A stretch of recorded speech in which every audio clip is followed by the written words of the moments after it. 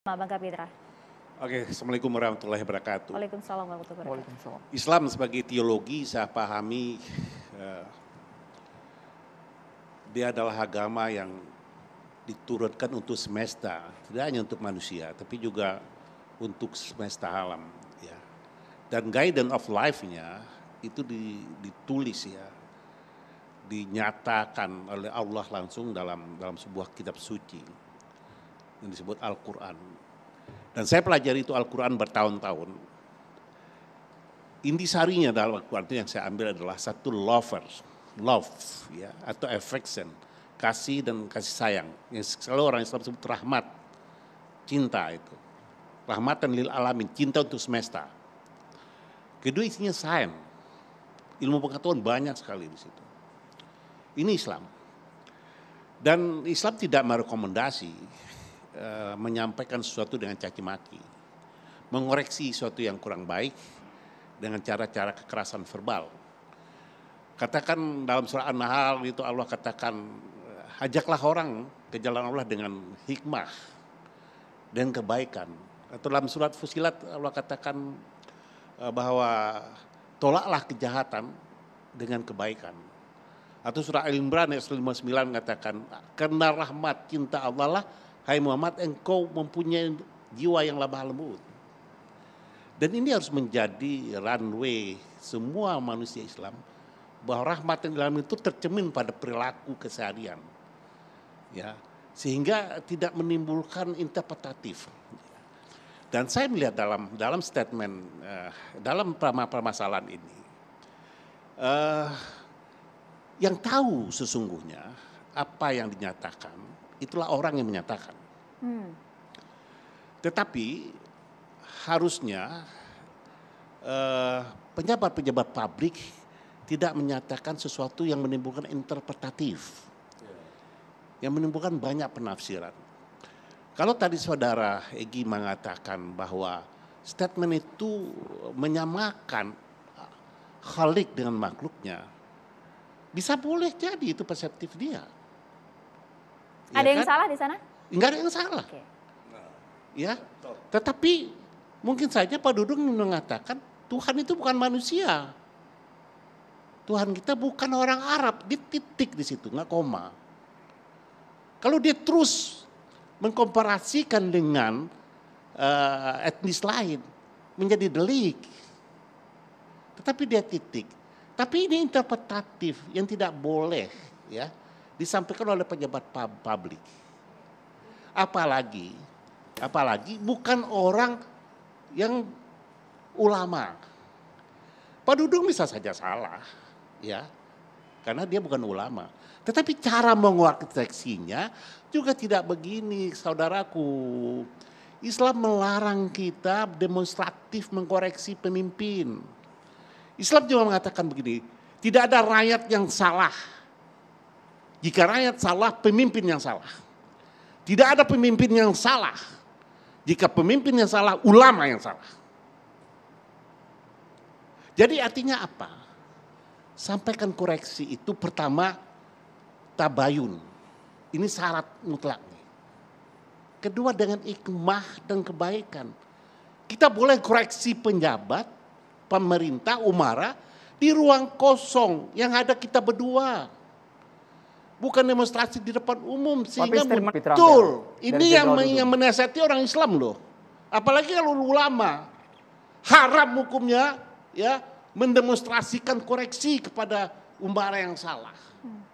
Dia tidak boleh dipermalukan. Rasulullah pernah diminta untuk melaknat orang musyrik. Apa kata Rasulullah? Saya diutus bukan untuk melaknat orang. Faksun kita itu ya atiullah wa ati Rasul. Itu pegangan kita. Dan itulah kewajiban ulama menasihatinya, tidak di ruang publik juga. Oke, tapi kalau, maka balaslah kejahatan, balaslah keburukan dengan kebaikan. Itu perintah Al-Quran surat Fusilat loh. Ayat 32-35. Kita ini bangsa Islam pegang ini ajarannya, guidance of life-nya, sehingga ini justru pijakan. Ya. Dan untuk itu juga, ini nggak layak diselesaikan. di ranah hukum. Nah itu, dari segi pelaporan bagaimana legal ini standingnya, saya ingin deliknya? katakan. Kalau tadi Egy tanya, legal standing Anda apa? Egy, ente terlalu tinggi bahasanya. Ditanya aja, kewenangan lu apa? Gitu loh.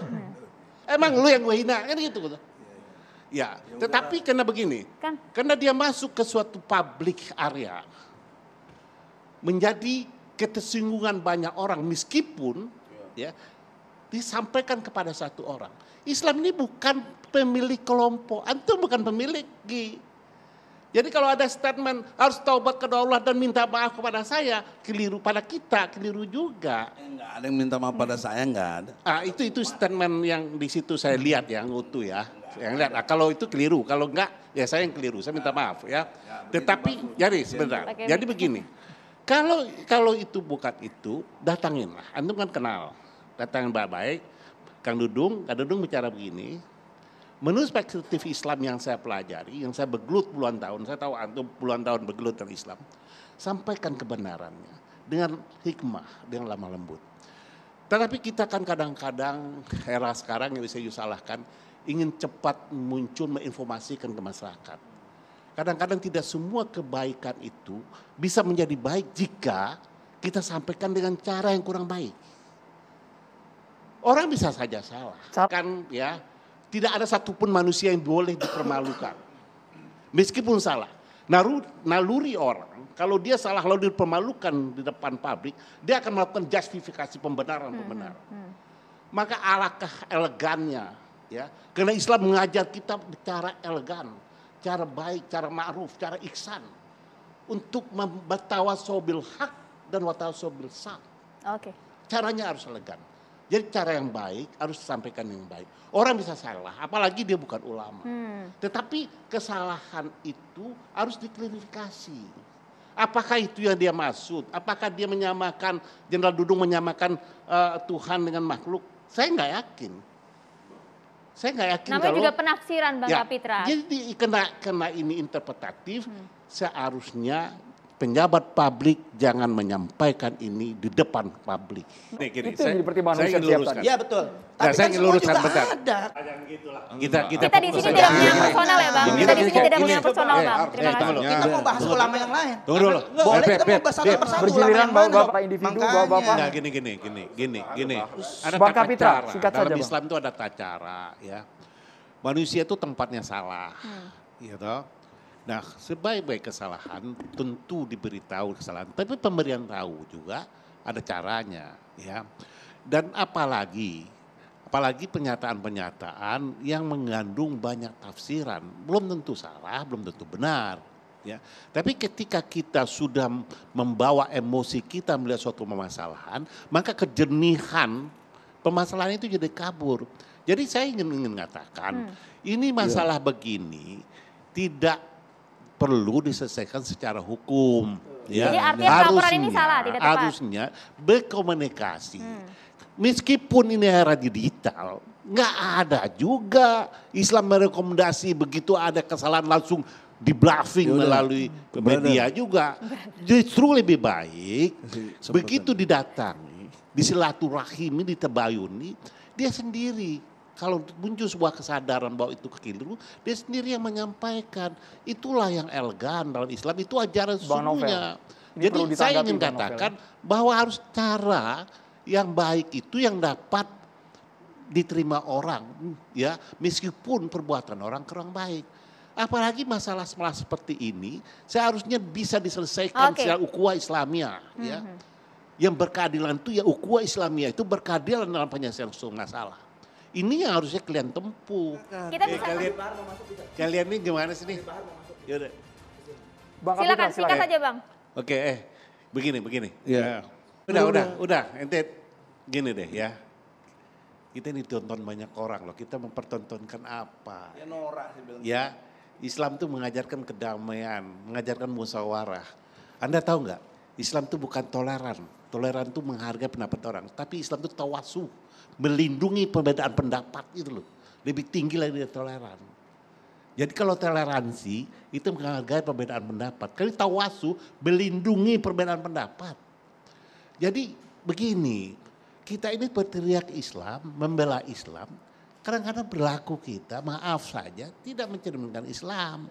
Yang begini ini duduk bersama, selesaikan dengan azasnya Islam. Selesaikan dengan cara keislaman. Musyawarah, lalu putuskan sesuatu yang bermanfaat, bukan merugikan. Lapor-melapor itu saling merugikan, bermanfaat. Mudah-mudahan dengar dulu. Gitu. Makanya jangan nyamber dulu. Mudah-mudahan keluar dari sini, Husin cabut laporan tentang antum. Baik, Gitu loh. kita tunggu Bapak-Bapak Oke, sesaat itu yang lagi catatan penting. demokrasi akan